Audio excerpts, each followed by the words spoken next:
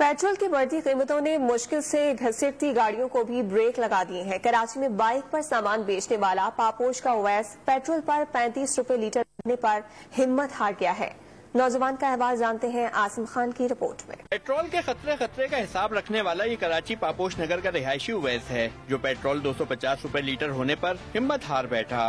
रोज गाड़ी को लिटाकर petrol pump जाता है और होलसेल मार्केट से सामान लेकर रिटेल की दुकानों पर सप्लाई करके चंद सौ रुपए कमाने के बाद घर चलाता है। लेकिन अब उसका कहना है कि हुकूमत ने पेट्रोल की कीमत बढ़ाकर जीना मुश्किल कर दिया। सेल मिलने की गाड़ी में सुबह मैंने गाड़ी निकाली, उसमें पेट्रोल नहीं, जेब में पैसे भी नहीं, तो अब कैसे सर। अब जॉब पे जाती है, इसलिए मेरी आज छुट्टी भी हो गई। रोज के कमाने वाले, रोज के खाने वाले। उवैस ही नहीं, कराची में लाखों अफराद का रोजगार मोटरसाइकिल के पहिए से जुड़ा है। पेट्रोल की बढ़ती कीमतों ने हर एक को माशी तफक्कुरात में मुब्तला कर दिया है। मोटरसाइकिल बिल्कुल बंद कर दी, घर में लॉक कर दिए।